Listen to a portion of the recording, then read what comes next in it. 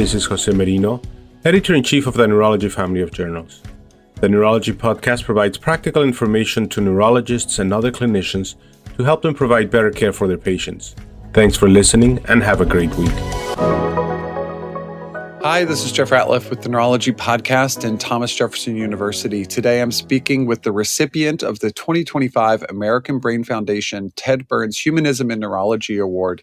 This year's winner of the award is Mehari Gebreyohanns. The Ted Burns Humanism and Neurology Award is named for our neurology colleague and founder of this podcast, Ted Burns, who passed away in 2022 following a long battle with cancer. In addition to his lessons on neuromuscular disease, leadership, and podcasting, Ted continued to prioritize humanism and neurology, both in his interactions with patients and colleagues. In an essay he wrote in the journal Neurology in 2017, Ted wrote, "Look at your patients even more closely, as friends, as humans, for whom you have utmost kindness and concern, and for whom you can express this to them even on your busiest days." The Ted Burns Humanism and Neurology Award has been supported and granted by the American Brain Foundation since 2020, and Mehari is the sixth winner of this award. Mehari is an associate professor of neurology at the University of Texas Southwestern in Dallas. At UT Southwestern, Mehari is the director of global neurology and served in the past as director of the institution's telestroke development and outreach programs. He's a graduate of Morehouse School of Medicine. He completed his neurology residency and vascular neurology fellowship at Medical College of Georgia. Over his career, Mehari has dedicated his work to innovation and leadership in the delivery of neurologic and specifically stroke care.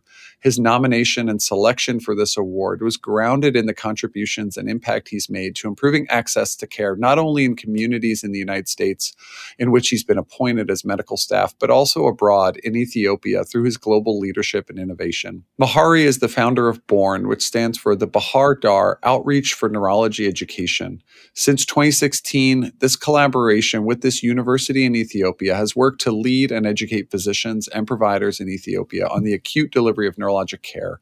He's also leveraged telehealth to allow partnership between vascular neurologists at UT Southwestern and those in Ethiopia to provide guidance in complex clinical scenarios. I'm looking forward to speaking more with him. Mehari, welcome and congratulations on receiving this award. Thank you very much. There are many accomplishments and accolades that we can talk about, but to begin, tell us a little bit about how you came to develop a passion for stroke care, and what was it that drew you into this career of taking patients with neurologic disease and in particular cerebrovascular disease? There are several things that drew me to cerebrovascular disease, or sometimes what we call a stroke. One of those things is what I call intersectionality of stroke with many medical conditions that share common risk factors such as hypertension, diabetes, hyperlipidemia, obesity, smoking. And so this allows me to address conditions in a very wholesome manner. So when I was choosing this specialty, just like I said, it's not as very particular as dermatology or this, but you go through an internship in medicine and you learn about all those things. And what stroke does is still allows you to deal with all these conditions and risk factors, and you're always up to date with these conditions. And then the other thing that allows me to be a stroke specialist and educator is practice my passion, which is teaching, because many of those risk factors are modifiable and stroke is preventable. And I enjoy teaching patients and families about their risk factors and how they can take care of themselves, which makes me feel like making a difference in their lives, which I enjoy a lot. Another feature is the acuity of the care of stroke. I'm drawn by the acuity of the problem and all that adrenaline rush, and then demonstrating the urgent recognition of symptoms, and that's followed by urgent assessment and intervention. Often I am driving, I'm in traffic when my residents call from the emergency room, and I just try to imagine exactly how the patient is doing, what the patient has, just that process. And then to see that, and then to see intervened, resulting in saving people's lives. That's very exciting and rewarding. The other thing that I like about stroke care is seeing the step-by-step progress of the stroke patient in hours, into days, continuously, from the ER to the stroke unit, or maybe even to the ICU, and then to rehab, into home. Seeing that process, I find it very gratifying. And finally, but most importantly, the human connection in the scariest and most vulnerable moment of patients. And all that hand-holding and the guidance provide with a multidisciplinary collaboration. You bring therapists together, you bring sometimes other consultants, and then working together like that to make a care of stroke patient very special. I appreciate what you're saying, and all of these components, the integration with these other medical conditions, the acuity and the need to integrate that knowledge and make those decisions quickly. But perhaps, as you said, more importantly, the ability to teach patients and families and to make those connections and help them through both that acute setting, but the rehabilitation, the recovery, the secondary prevention, both acute and longitudinal connections that you can make. We talked about it a little in the introduction, but I'd love for you to talk more about the BORNE initiative that you founded and lead. And can you tell us about it and tell us about what's the mission that you and your team are trying to achieve, and what have you been able to build and accomplish with this program? So the BORNE without the U, this is BORNE. And it stands, it's like the Bahadar outreach for neurology education. So the mission was to actually build capacity in neurology in education, research, and clinical care. These are three things. And actually, I consider these three things the three legs of a stool. The stool needs all the three legs to stand up. If you can't provide clinical care, there is no data to do research. If you don't do research, things cannot improve. And then to do all that, also, you have to educate the workforce or the healthcare force. So it is meant to address all those things. And it's meant to address those things through a committed long-term relationship. This is away from the mission model where people just drop in one part of the world and just leave. This is like a committed relationship between a resource-rich institution like ours, UT Southwestern, and resource-limited population and institution like Bahadar University. So with this program, our faculty travel and perform teaching rounds and lectures, conduct large symposia and hands-on training and workshops in the past, skills training such as EEG interpretation through online training, and then also development of the stroke units. That's the latest achievement, is development of the stroke units, model stroke units, and training their staff. And then making these life-saving drugs such as TPA. TPA we have used in the West since maybe 1986, and it was not available and still not available in many sub-Saharan African countries. And actually, I consider this one of my most significant achievements was like advocating for the sub-Saharan African population, talking to World Stroke Organization and making that life-saving drug available. And then the rest is also collaborative research, starting from educational thing about even coming up with the name for stroke in Amharic. There was not a word for stroke in Amharic. And then I have to come up with the Be Fast acronym, to make people aware of signs and symptoms of stroke. It didn't exist, and I had to come and create. But when we did all those things, it was based on actually research by going to the community and testing them and doing the appropriate things. And then right now, we're actually doing the cross-cultural adaptation of the NIH stroke scale because it just does not work. The Western model of NIH stroke scale is not culturally fitting in that community. So there are many things that we do in terms of research. And then the other thing, what BORNE activity has allowed me to do is also develop for us here in UT Southwestern, is to develop the global health and disparities curriculum for our residency program and provide an opportunity for an elective rotation, an away rotation to an international site for our residents. It sounds like such a comprehensive and impressive program. And as you said, to tackle these pillars of the care delivery, the research about the care, educating not only neurologists and physicians and care providers, but also educating the community, shifting the culture, whether it's, like you said, developing literally a new word to define stroke or bringing some of the acronyms and mnemonics that we probably take for granted here on how to build awareness of stroke. And I want to talk a little bit maybe about the beginning in both your inspiration to found BORNE, but specifically even some of those initial challenges. And you touched on some of those challenges, both the disparity of resources between a university like UT Southwestern and that one in Bahar Dar, or the tendency with some of these global initiatives to come in and maybe drop in and have an intervention, but fail to sustain it, fail to maintain an impact over time. And so thinking through the initial steps and the leadership challenges that you work to overcome, can you teach us more about what that process was like? Yeah, absolutely. First, let me tell you what actually that disparity was like. I was inspired after I learned so much about the disparity that exists, like you said, between our practice here in the global south, especially sub-Saharan Africa. And then I was very alarmed when I learned about this place, in Bahar Dar. It's a teaching hospital in a city of Bahar Dar. That was in 2016. And it had a catchment area for a population of about 7 million people, but did not have a single neurologist. And to give you a context, here in the United States, just my institution at the time had 80 neurologists. And over there, for catchment of 7 million, they did not have a single neurologist. So even though the problem seemed enormous, I also saw the opportunity provided to implement a vision of building program that would lead to self-sustenance. The challenge of this new program, as starting many new things, the problem was actually lack of attention. Nobody was paying attention. It's just like trying to do something new.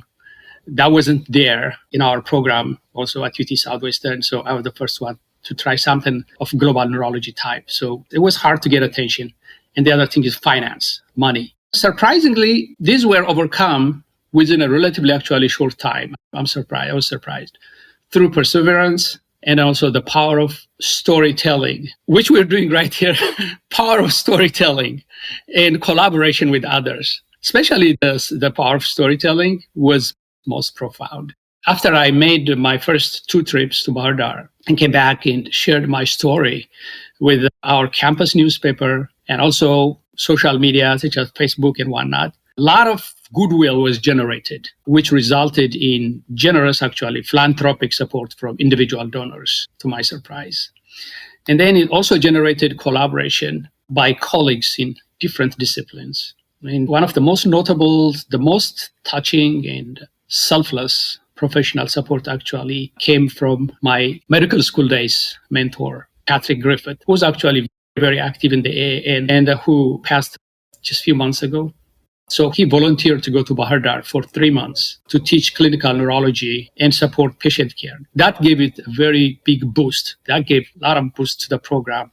And then that was also, again, covered like as a story and just increased the momentum. And then also collaborative support I received from colleagues in several departments, emergency medicine, physical medicine and rehab, and then different sections in our department. They were actually very enthusiastic. They traveled with me as a big group to do a symposium and workshop to Bahar Dar. About 20 people went with me. And we performed that symposium, which actually inspired and actually gave the opening actually to now establish the African Stroke Organization Conference, because that actually inspired people. And then also like other colleagues, like-minded colleagues, professionals through professional societies like the AAN, ANA, Society of Vascular Interventional Neurologists, and Mission Thrombectomy. These are all places that I am active in. I got lots of support from a lot of people across the world. And all those things have actually made a tremendous difference in overcoming the challenge.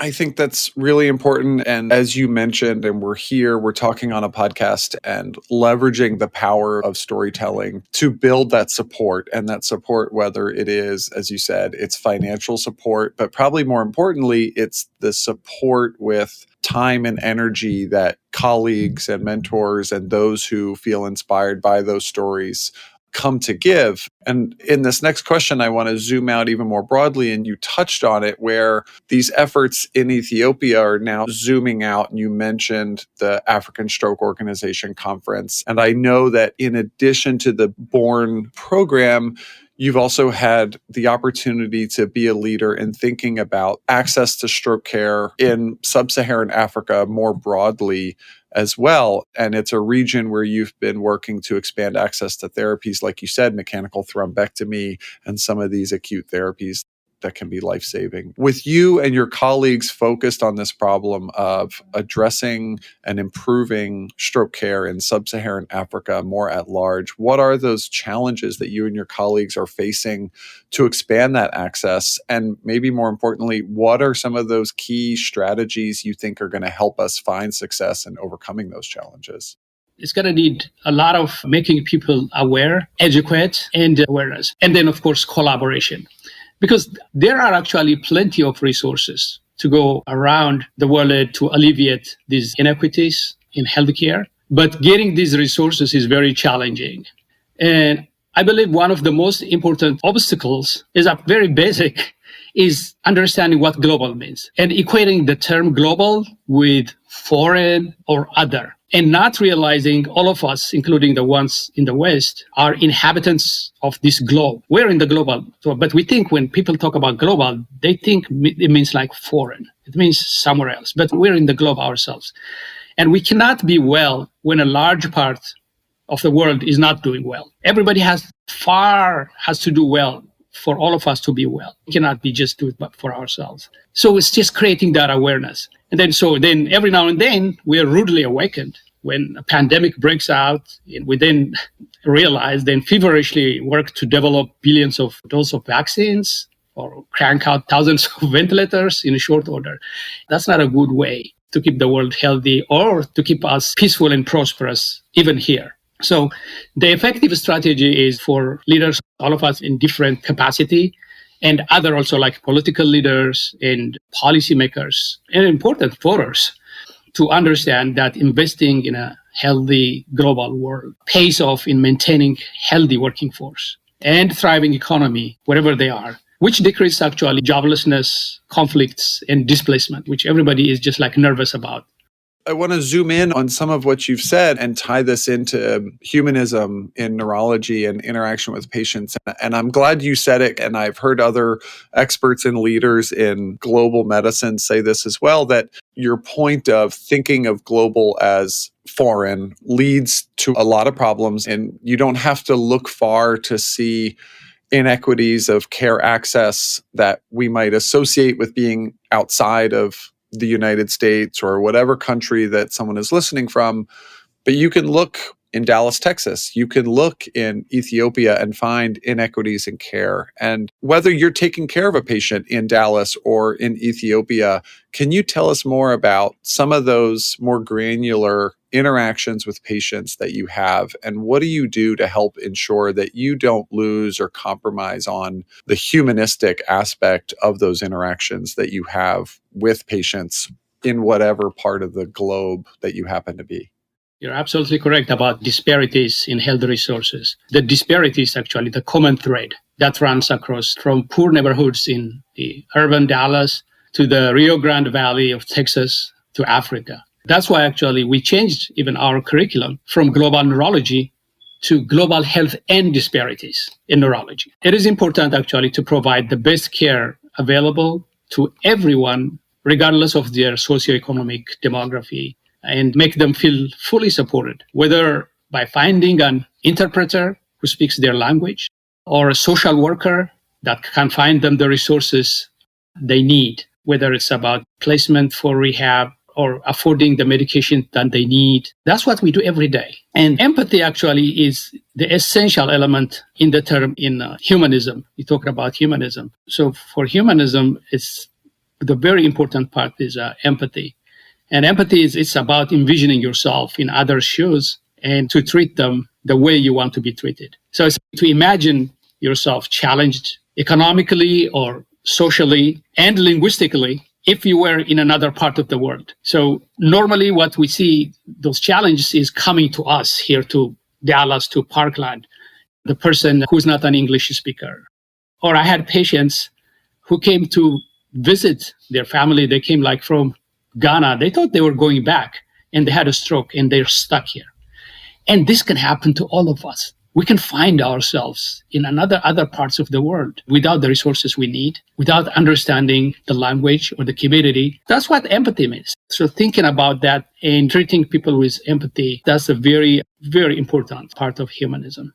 I think that is essential too. And I'm glad you touch on the empathy and the sort of putting ourselves in the shoes of the patients that we interact with. And in prepping for this interview, I had the honor of reviewing the nomination materials as part of this award. And your supporters highlighted the impact that your approach to neurology and patient care has had on the trainees who work with you. And you mentioned earlier your passion for education, both with patients and families and the students and learners that you interact with. And so when you think about yourself as someone who can role model this empathy or role model humanism in patient care, and then thinking about students and residents and fellows or even colleagues that you interact with, again, in Texas or abroad, what are the lessons or values that you hope to impart on them that will help them deliver humanistic care? Maybe it is empathy, but how do you teach that? How do you get others to embrace that empathic component of patient care that is going to help them be humanistic physicians or caretakers or family members?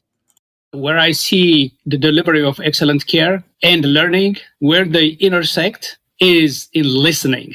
Listening is very important. I tell everybody, my students, residents, and I tell them that's why actually neurology is very unique. It's like without any blood test or draw, a lot of diagnosis is made by listening to the patient and seeing the patient. It's like a detective work. It's very exciting. And I try to excite them, to tell them the value of observing and listening again. And so listening to patients and families in a respectful way. So listening not only allows to understand and diagnose the clinical problem correctly, but it also allows to learn about the patients' and families' expectations, anxieties, fears, and which allows to not only talk about just the medical part, but to counsel and guide the care of the stroke patient, who a lot of times devastated patient, and then tailoring it to individual circumstances. You have to listen to every patient, every family, bring their own expectations, their own anxieties. And it's important to listen, and that allows you to counsel. It's also important to remember that these patients are someone's parent, brother, or sister, and we should treat them as one of our own. This means treating them as individuals and not as numbers or cases. Again, I can't help it. It goes back again to empathy. I think that's immensely valuable. And I appreciate that if we're not listening to our patients and hearing the stories and the nuances of their situation, then it's hard to be empathetic in those situations. You have to know what they're going through and to listen to them. Mehari, I want to thank you again for joining us. I've been speaking with Mehari Gebreyohanns from UT Southwestern in Dallas, who is the winner of the 2025 Ted Burns Humanism and Neurology Award. You can find information about this award on the American Brain Foundation website, and through the ABF, you can show your support for the award and its mission to recognize those who embody humanism, advocacy, and innovation in neurology by a donation of even a small amount. And for those of you who are attending the AAN annual meeting in San Diego, we will be hosting a panel discussion with Mehari and others to discuss Ted's legacy and the legacy of humanism in neurology. And that will be at the Innovations Hub on Tuesday, April 8th at 12:50 p.m. and that's Pacific time in San Diego. Mehari, thanks again for talking with me, and congratulations again on this award. Thank you, Jeff, for giving me this opportunity. This is Stacey Clardy, your podcast editor. If you've enjoyed the podcast, please take a few moments to subscribe, rate, and review the Neurology Podcast through Apple Podcasts, Google Podcasts, Spotify, or wherever you listen. And remember, you can always head to neurology.org/podcast for our full list of past episodes. Or you can also search by keyword in your podcast app for any neurology-specific topics you want to learn about.